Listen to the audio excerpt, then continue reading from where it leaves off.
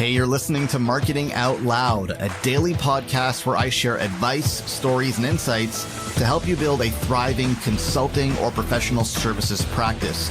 To subscribe to the show, head over to marketingoutloud.fm.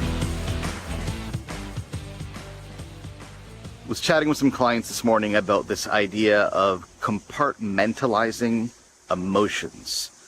You know how sometimes when you have some negative experience and there's some negative emotions associated with that experience, maybe a client project isn't going well, or you get an email that you didn't really appreciate, or you're facing some kind of challenge or obstacle in your life or business, and that emotion bleeds into everything else that you do, whether or not that makes any sense. So the email that you got from one client affects the way that you approach another client, or some challenges you're facing in one project affect the work you're doing in other projects, and it doesn't make any sense. The two things are not related, but in the end, you're one human being and your emotions spill over into every area of your work.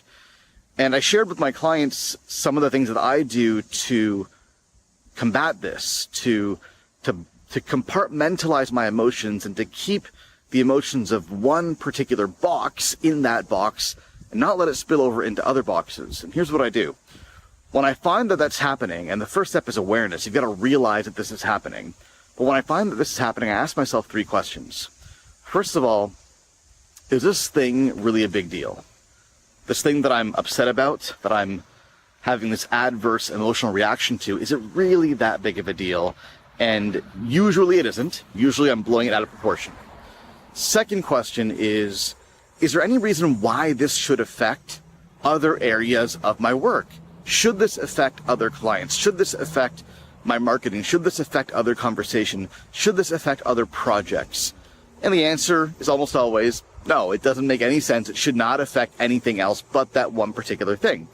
And the third question is, can I be a grown-up about this and put those emotions in that box and come back to them when I need to, but otherwise move on with my day and get these things done? And luckily, the answer most of the time is yes. So I found that those three questions really help me put my emotions where they belong and be able to get on with the rest of my day and the rest of my work. But I'd love to hear from you. What do you do when you find that you have some negative emotions that are stemming from one area of your work and they're bleeding into other areas of your work? What do you do to get around that? Let me know in the comments. Thanks.